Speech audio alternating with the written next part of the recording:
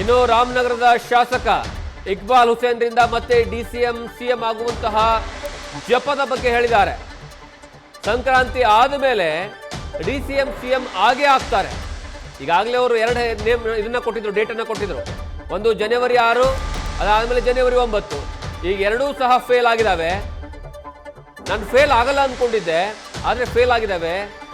ಶ್ರಮ ವಿಫಲ ಆದರೂ ಸಹ ಪ್ರಾರ್ಥನೆ ವಿಫಲ ಆಗುವುದಿಲ್ಲ. ಇದು ಡಿಸಿಎಂ ಡಿಕೆ ಶಿವಕುಮಾರ್ ಸ್ಟೇಟ್ಮೆಂಟು. ಈಗ ರಾಮನಗರದ ಶಾಸಕರು ಹೇಳ್ತಾ ಇದ್ದಾರೆ.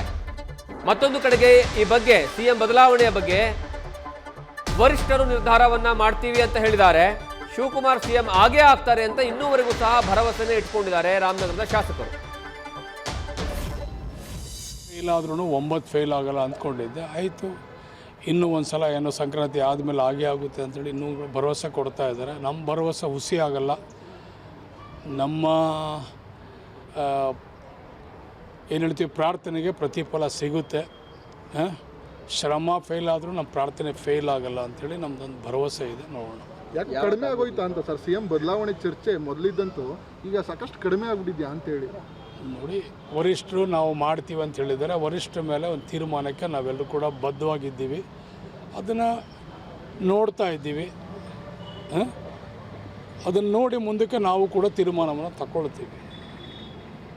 ಸಂಕ್ರಾಂತಿ ಅಂತ ಹೇಳ್ತಿದ್ರ ಸರ್, ಸಂಕ್ರಾಂತಿ ಅನ್ನುವಂಥದ್ದು ಏನಾದರೂ ಚರ್ಚೆ ಆಗಿದೆಯಾ? ಹೇಳ್ತಾ ಇದ್ದೀನಿ, ನೋಡೋಣ. ಅವ್ರಿಗೆಲ್ರಿಗೂ ಮುಖ್ಯಮಂತ್ರಿಯವರಿಗೆ, ಉಪಮುಖ್ಯಮಂತ್ರಿಯವರಿಗೆ ಡೆಲ್ಲಿ ಹೈಕಮಾಂಡಿಂದ ಬುಲಾವ್ ಬಂದಿದೆ. ಹೋಗ್ತಾರೆ, ಚರ್ಚೆ ಮಾಡ್ತಾರೆ. ಒಂದಿಲ್ಲ ಒಂದು ರೀತಿಯಲ್ಲಿ ನಾನು ಆತ್ಮಪೂರ್ವಕವಾಗಿ ಆತ್ಮವಿಶ್ವಾಸದಲ್ಲಿ ಹೇಳ್ತಾ ಇದ್ದೀನಿ, ಶಿವಕುಮಾರು ಈ ಸಲ. ಇಕ್ಬಾಲ್ ಹುಸೇನ್ ಅವರ ಸ್ಟೇಟ್ಮೆಂಟ್ ಅನ್ನು ನೀವು ಅಬ್ಸರ್ವ್ ಮಾಡಿದ್ರೆ ಗೊತ್ತಾಗುತ್ತೆ. ಯಾವಾಗಲೂ ಸಹ ಡಿಸಿಎಂ ಡಿಕೆ ಶಿವಕುಮಾರ್ ಪರವಾಗಿ ಅವರು ಸಿಎಂ ಆಗಬೇಕು ಅನ್ನುವಂತಹ ಕಾರಣಕ್ಕಾಗಿ ಪ್ರತಿ ಬಾರಿ ಅವರ ಪರವಾಗಿ ಬ್ಯಾಟಿಂಗ್ ಅನ್ನು ಬೀಸ್ತಾರೆ. ಈ ಹಿಂದೆ 2 ಡೇಟ್ಗಳನ್ನು ಕೊಟ್ಟಿದ್ರು.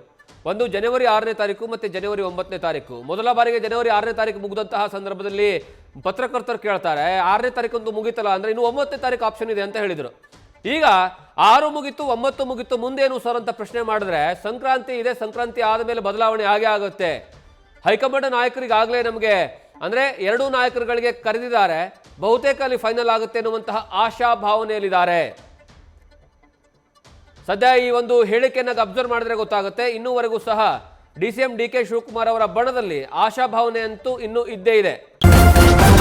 ನ್ಯೂಸ್ ಫಸ್ಟ್, ನಿರ್ಭೀತಿಯಿಂದ ನಿಮ್ಮ ಪರವಾಗಿ.